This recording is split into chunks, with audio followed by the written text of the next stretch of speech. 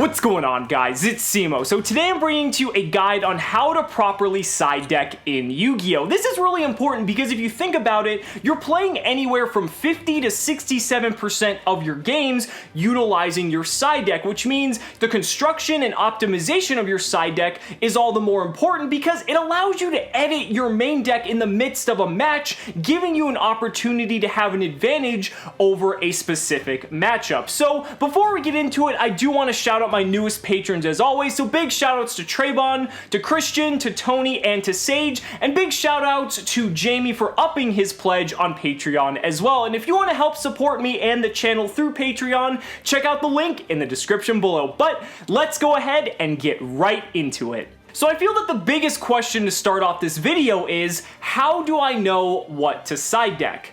I feel that there's three aspects on deciding which cards to use in your side deck. The first is analyzing the meta. Now this is really important, and if any of you guys watch my meta analyses where I cover the top decks at any current moment, which I publish rather frequently, this gives you a really good idea if you're going especially into a higher tier event of what the best decks are going to be, especially in terms of representation. Those are the decks you're going to want to prepare for. And yeah, sure, that doesn't mean you are going to solely face those decks. You have the possibility of playing a myriad of different rogue decks as well. But what you have to realize is that our goal here is to win as much as possible. And the more we win and the higher we are at the top tables, the higher the likelihood increases that we're going to be playing one of these three top decks. So you want to focus a majority of your attention there. The second thing is deciding which cards in your main deck are very easy to side out. Now this of course varies from deck to deck, but some examples would be you don't want to side out your main engine cards because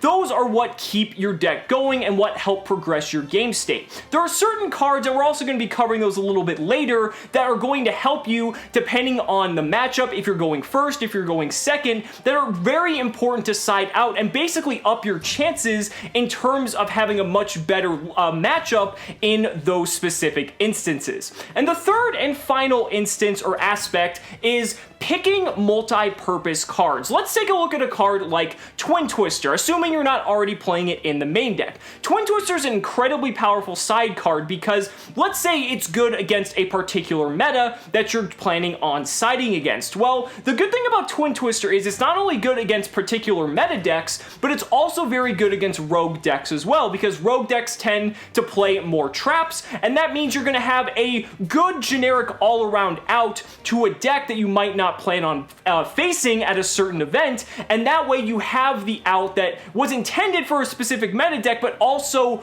overlaps and helps you with other matchups as well. So this leads into the next question: how do I side going second? Let's assume in a match you won your first game, and let's also assume in this hypothetical that the meta is established that everyone always wants to go first under any circumstance when given the option. This means that you know in game 2 your opponent is going to force you to go second. So what can you do to help your chances going second in that matchup? Well, one of the biggest things is taking out cards that are bad for going second. Well, the primary cards that are bad for going second immediately are trap cards. Trap cards are very bad going second because they take a turn to set up, because you have to set them face down and then you can't use them again until your opponent's turn. Trap cards are also bad because your opponent has the opportunity during your end phase to pop them with something like Twin Twister or any card that they have on the field that can pop face down cards, and that means you just lost advantage. The other reason trap cards are bad is because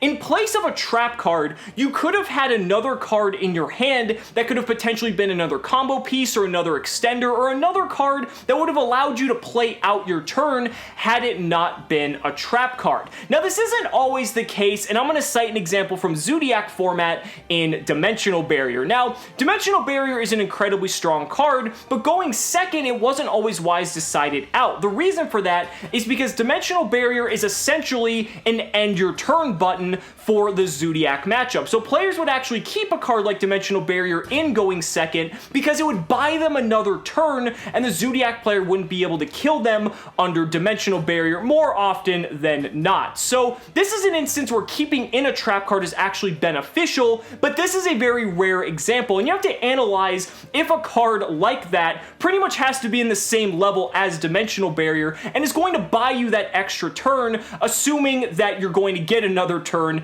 in the first place. You're going to want to optimize cards like hand traps, cards that are going to stop your opponent from proceeding with their plays since they're going first. More spell cards, more monsters, things that are going to allow you to play out your turn. But what if I need to side for going first? So this is just the opposite of what we just covered. So let's say your opponent won the first game, now you have the option to go first. Now this is really good, and you're pretty much going to do exactly the opposite of what I just said. You're going to want to optimize cards that are made for going first. In this case, you're going to want to optimize on trap cards. Any trap card that's very good in a specific meta, you're going to want to have in your deck going first, because by having the ability to go first, your opponent's not going to be able to do something on the end phase to pop them, and that's just another disruptive wall that they're going to have to play through in order to go on with their turn. Even if they stop you with like a hand trap or something, by having those trap cards, that gives you another defensive layer that actually stops your opponent from being able to kill you during their turn. Now again, just like in the other instance, you're going to want to take out cards that are bad for going first. Now this is hand traps, and again, not all hand traps are bad for going first, but maybe not playing a ton of hand traps is more optimal, and those are usually very easy targets to side out for going first. You know, if you're already playing like Ash Blossom and Psyframe Gamma, maybe you can take out the Ghost Ogres because they're not necessary going second. That way you can put in better cards for going first, and you're gonna have a much better time in that matchup. But what about side decking going into time?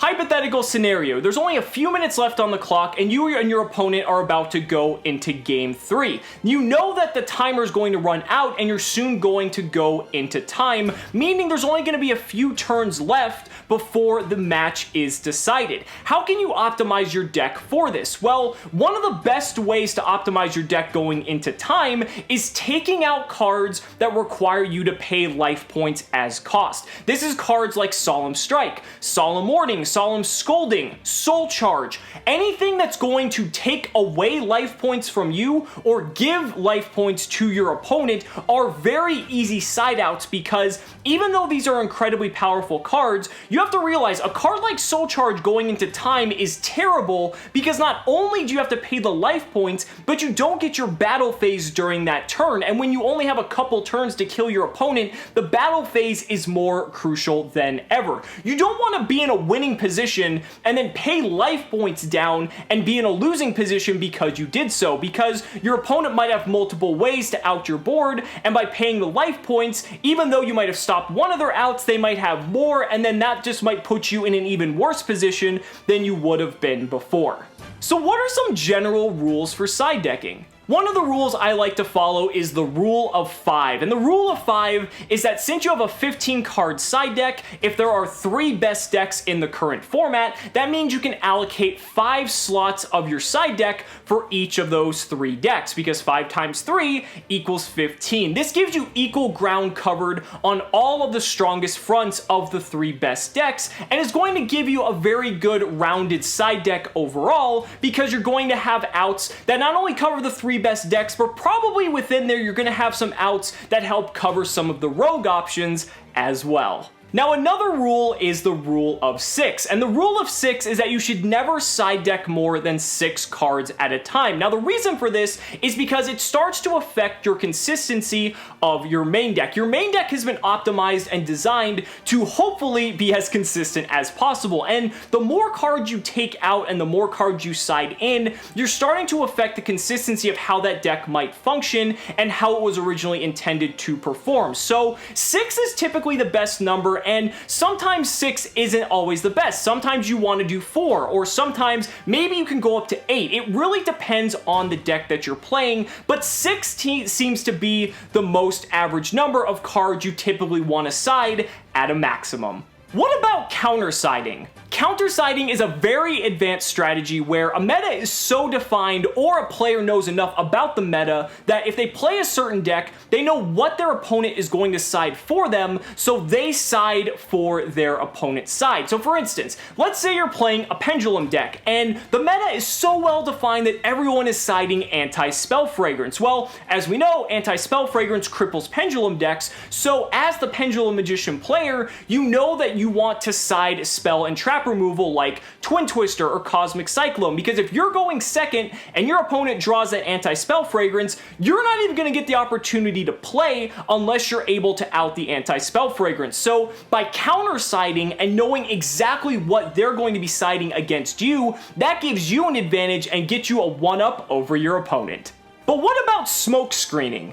So smoke screening is an extreme form of counter-siding where your 15 cards in your side deck actually change your main deck entirely in terms of how it functions, what its win condition is, and how it performs overall. The most recent example I can think of this is in 2014 when there was a Boojin player who smoke screened into Fire Fist. Now the reason for this was because not only did that player know how heavily players were going to side for the Boojin matchup, but by siding into Fire Fist had an extremely good matchup against one of the other most popular decks of the format, Geargia. So not only did he make those cards that his opponent would side against him completely dead, but he gave himself the opportunity to just have the better deck going against his opponent because now his matchup is much more favorable, Fire Fist going up against Geargia. So smoke screening is very difficult and is very meta dependent and isn't always the most advised strategy, but if you see an opportunity in the meta where smoke screening might be optimal, then I definitely recommend it. The biggest thing I want you guys to take away from this video is have a plan with your side deck before you get to the tournament. Now, you only get 3 minutes to side deck in between games, and under the pressure of trying to figure out what to side deck against your opponent, you might be more prone to make mistakes. If you take some time before the tournament, analyze the meta, figure out what the best decks are going to be, and figure out, okay, against this specific matchup, I'm going to take out XYZ and put in ABC. Not only is that going to just help you in the long run because you already have a game plan, but it's going to make you less prone to error and overall make you a better player. So guys, that's it for my guide to side decking. Let me know down in the comments what you guys think, and if you have any other advice for anyone looking to help properly side deck. I'd really love to hear your thoughts. Guys, thank you so much for watching the video. Be sure to like the video as always, subscribe to the channel for more amazing Yu-Gi-Oh content, and if you found this video informative, consider backing me on Patreon, because just by pledging only $1 a month, you're investing in my ability to continue bringing you amazing Yu-Gi-Oh content. So thanks so much again, and we'll see you next time.